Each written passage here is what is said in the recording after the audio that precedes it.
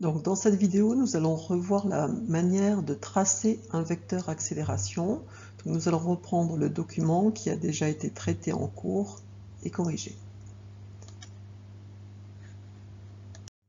Donc, voilà le document en question. Donc, une trajectoire circulaire. On veut le vecteur accélération au point M3, le troisième point de la trajectoire. Il nous faut donc les vecteurs vitesse en M2 et en M4, c'est-à-dire les points qui sont de part et d'autre du point qui nous intéresse. Donc ces vecteurs vitesse ont déjà été déterminés dans la séance précédente.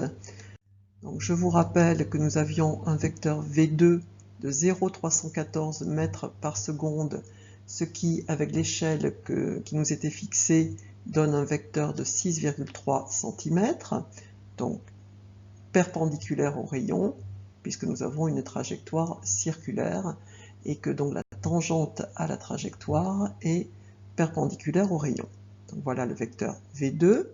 Et de la même façon, nous avions le vecteur V4 de 0,236 mètres par seconde, la norme de 0,236 mètres par seconde, ce qui nous donne donc un vecteur de 4,7 cm. Nous allons donc devoir construire la quantité V4 moins V2, ce qui correspond au vecteur que nous allons appeler delta V3, donc vecteur V4 moins vecteur V2, représenté ici en rouge. Pour déterminer sa norme, nous allons le mesurer. Il mesure 42 mm et appliquer le facteur d'échelle que nous avons, c'est-à-dire 1 cm pour 5 10-2 mètres par seconde. Donc la norme de delta V3 est de 2,1 10-2 mètres par seconde. Nous allons ensuite calculer l'accélération.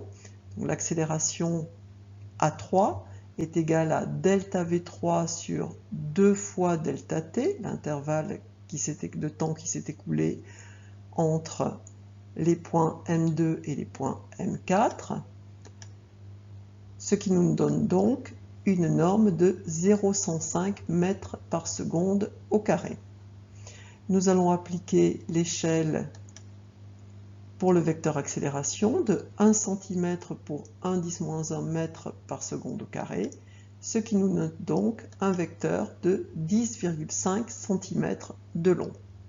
Donc vecteur qui est bien sûr collinéaire à delta V3 et partant du point M3. Donc, voilà le vecteur accélération A3.